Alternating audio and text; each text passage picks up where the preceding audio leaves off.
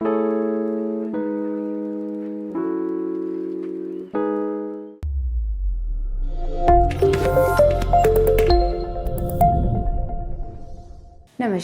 मैं हूँ Deepali Mishra, nutritionist Noble multi speciality hospital से। आज हम बात करेंगे, ये तो हम कई बार बात कर चुके हैं कि गर्भावस्था में क्या क्या चीज़ें खाना चाहिए, लेकिन उनका रेगुलेशन किस तरीके से करना चाहिए, ट्राइमेस्टर वाइज हमें क्या ध्यान रखना चाहिए, आज हम इन बातों पे डिस्कशन करेंगे।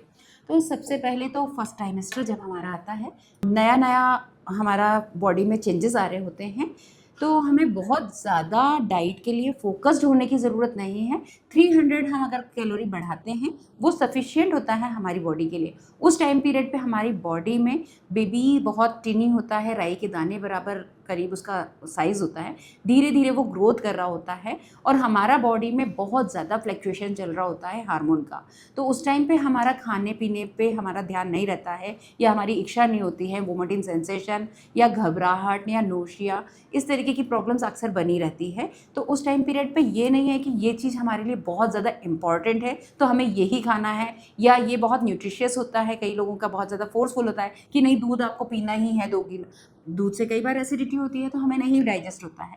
तो इस तरीके की कोई फूड एकदम फिक्सेशन करने की जगह जो आपको ईजिली डाइजेस्ट हो रहा है, जो आप इजीली खा पा रहे हैं, उस पर ध्यान देना चाहिए। फर्स्ट ट्राइमेस्टर में स्पेशली ध्यान देना चाहिए कि फुल्की है या बाहर का तला भुना है या अनहाइजेनिक फूड से थोड़ा सा डिस्टेंस मेंटेन करना चाहिए। आप इस टाइम पीरियड में फ्रूट्स का उपयोग ज़्यादा से ज़्यादा करेंगे तो आपके लिए ज़्यादा बेनिफिशियल रहेगा, क्योंकि इस टाइम पे बहुत ज़्यादा बॉडी वार्म होती है और आप काम फूड पे यूज़ करेंगे तो वो आपके लिए बेनिफिशियल रहती है। इस टाइम पीरियड पे थोड़े छोटे छोटे कदम लेना चाहिए, थोड़ा थोड़ा फूड बार बार लेंगे आपके लिए अच्छा रहेगा। फर्मेंटेड फूड इस टाइम पीरियड पे आप लेंगे तो आपको ईजी टू डाइजेस्ट होंगे और वो लॉट्स ऑफ कैलोरी देंगे, जिससे आपका एब्जॉर्प्शन ज़्यादा होगा, तो आपको फटीग और घबराहट, बेचैनी, इन सब चीज़ों से आपको काफ़ी कुछ रिलीफ मिलेगा। सेकेंड ट्राइमेस्टर में हमारी जो बन गया है बेबी, उसके साइज़ में इम्प्रूवमेंट होता है। कैल्शियम की इस टाइम पीरियड पे बहुत ज़्यादा नीड बढ़ जाती है।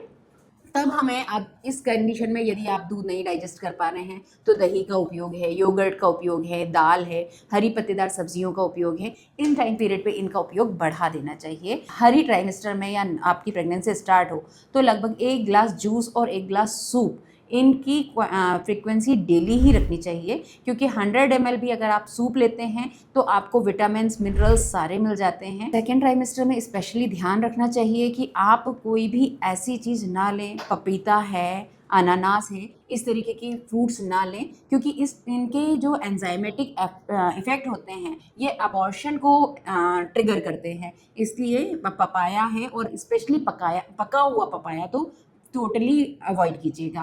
थर्ड ट्राइमेस्टर में हमारा बेबी का साइज़ बड़ा हो चुका होता है और जो उसका बाकी जो ऑर्गन्स है उसका वेल डेवलपमेंट चल रहा होता है। इस टाइम पीरियड में ब्रेन का डेवलपमेंट भी बहुत होता है, तो इसलिए आपको बादाम है, अखरोट है, सीड्स का बहुत ज़्यादा उपयोग नहीं करना है क्योंकि वो गर्म होते हैं, लेकिन ऐसा भी नहीं है कि उनको अवॉइड ही करना है।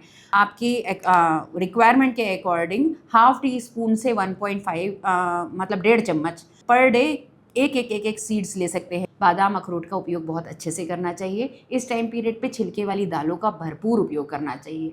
अगर लौकी, गिलकी, इस टाइप की सब्जियां नहीं खा पा रहे हैं तो उनको उबाल के, उनको आटे में गूंद के और फिर उनका उपयोग करना चाहिए, क्योंकि ये इजी टू डाइजेस्ट होते हैं। ये हमारी बॉडी के अंदर के इन्वायरमेंट को बहुत ज़्यादा हेल्दी रखते हैं, हमारे एब्जॉर्प्शन, डाइजेशन, मेटाबॉलिक को बहुत अच्छे से रखते हैं। यदि आप हमारी दी हुई जानकारी से संतुष्ट हैं तो आप प्लीज़ इस चैनल को सब्सक्राइब कीजिए, वीडियो को लाइक कीजिए। धन्यवाद।